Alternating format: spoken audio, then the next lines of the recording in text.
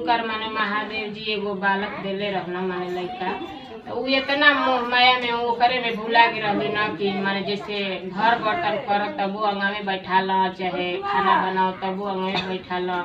अब धीरे धीरे 5 बरिस का लड़का भइल तो या पढ़े खातिर भइल तो उनकर आदमी कहना कि अब एक नाम लिखवा दे जा, कहतली कि नहीं नाम लिखवा दे तो हम रोज के खिलाई ना थू करना हमार जीव ना मानी हम ना पढ़े दे। वो कहना कि नहीं वो पढ़ी नहीं तो ओकर जिंदगी का सवाल बा भाई, केहू भी केतनो लाट प्यार करे लेकिन लड़का लेकिन शिक्षा दे खातिर स्कूल भेजबे करेला।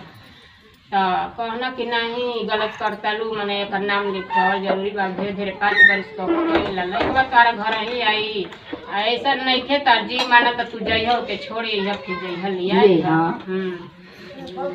अपन का काम करम कि हाली हाली शिव जी का शिष्या रही, सवेरे उठत सकरा है अपन घर बर्तन कह के नहा धो के पूजा पाठ कर, खाना बनावा, फिर खाना वाना बना ला, लड़का के तैयार कर, लड़का के संगे लेके जा तो अपन उआमा ना छोड़ के वो जे गेट पर बैठ जब छुट्टी होके तब लड़का के लिए लेके सब ही आम।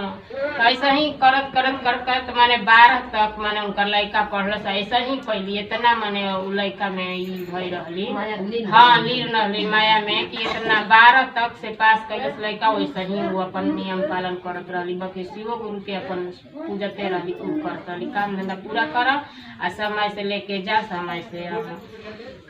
तो अब शिवरात्रि पड़ल तो वो दिन छुट्टी रहे तो कहली कि रह माने जैसे आज लड़का का छुट्टी बा जाए के है नहीं थे तो अपन फूल पत्ती बिटोर ली आ पूजा पाठ खातिर। आ कहली कि आज लड़को का छुट्टी बा के ले चल मंदिलिया हमहूँ चलब। अब उतने दिन खातिर उनकर लड़का ही रहे तो अब वही दिन ओकर बेचारा का परान छूट गया। बताएं जे कि जौन महतारी एक पल उधर रहे अपन लड़का के तो वो कैसे बीतत हो ओकरा अथू पर।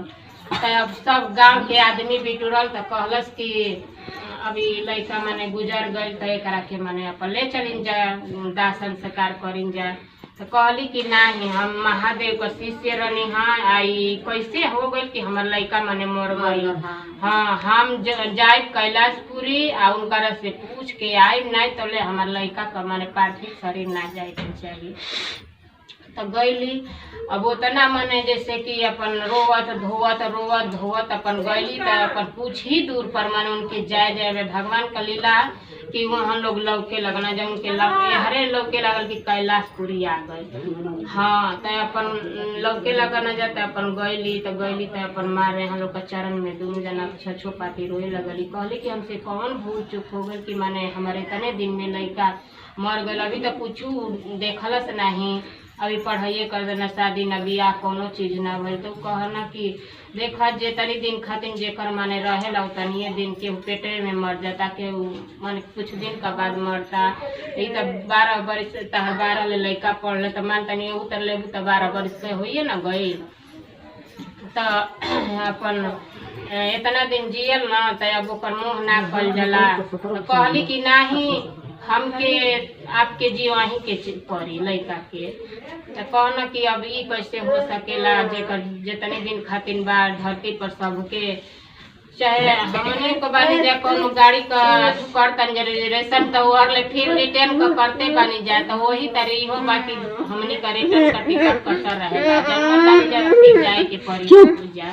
तो वैसा ही सबकर माने वो भगवान खूब वर्षे लेकिन वो अपन लड़का इतना लिख रही भगवान का बात कुछ ना सुनली तो कहल न कि अच्छा ना सुनू तो जा धरती पर फिर अपन गाँव में सबकरा घर से माने भिक्षा मांगी है जेकरा घरे आदमी ना मरल वही का घर से माने जैसे भिक्षा मांगी है जेकरा घरे माने आदमी ना मरल वही का घर से भिक्षा लेके अबू तो हम माने जिया दे लड़का के।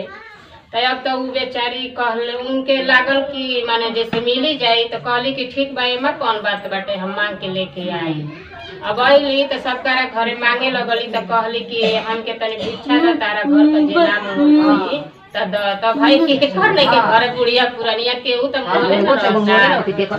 अब उनके नाम मिलल तो फिर अब गईली महादेव से फिर कहे लगली कि देखी माने जैसे हमके नाम मिलल हमें कहना कि इहे सत्य बा, तू नहीं खूना माने हमार बात मानत, इहे सत्य बा कि जे आवेला ओके एक दिन जहे के बाटे। लेकिन तू अपन लड़का का मोह माया में इतना बालू कि माने जैसे कि तू कहतलू कि इनके जिया दा। अब इतने दिन खातिर कर लेला, इतनी दिन तू अपन खेललू खैलू खेलैलू पढ़ैलू, दुनिया में संभव नहीं। हाँ तो अब उहे माने जैसे कहना कि अब जे ले समझ जा कि माने जैसे कि एक दिन तोहरों के जाए के कहली कि नहीं हमार प्राण ले ले लेकिन हमार लड़का के जिया दी। कहना कि संभव नहीं कि अभी तो के बहुत जिए के बात।